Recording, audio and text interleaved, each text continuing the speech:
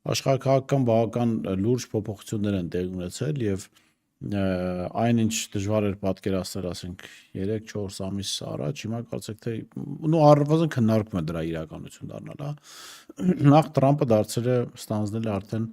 ԱՄՆ նախագահի պաշտոնը։ Դուք ամենաբացասական գնահատականներն ունեիք Տրամփի նախագահության մասով։ Հիմա Տրամփը նախագահ է եւ Հայաստանն էլ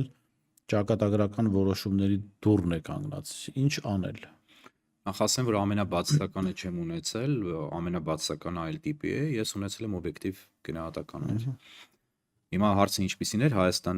Հայաստանին ինչ ապագա է սպասում, եթե ձեր կարծիքը դնում ենք ձեր կարծիքը հաշվի առնենք Տրամփի վարչակազմի մասին, ապա Հայաստանի համար ձեր պատկերացած Ռուսաստանից շատ չի տարբերվում իրենց առաջարկը։ Ինչ պիտի անի Հայաստանը այս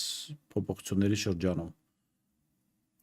Դեք ես արդեն դադարել եմ դատարկ տեսական երբեք այդպես չեմ էլ արել, բայց հիմա հասկացել եմ, որ ընդհանրապես այդ տեսական բաներ խոսելը շատ արդեն դատարկախոսության ոլորտից է։ Չէ, ուզում եմ ասեմ, ինչ պիտի անի Հայաստանը, իհարկե լավ հարց է, բայց պատասխանը կլինի դատարկ, որովհետև ինչ էլ ասեմ, ինչ պիտի անի, միևնույն է չի անելու Հայաստանը եւ չի լինելու դա։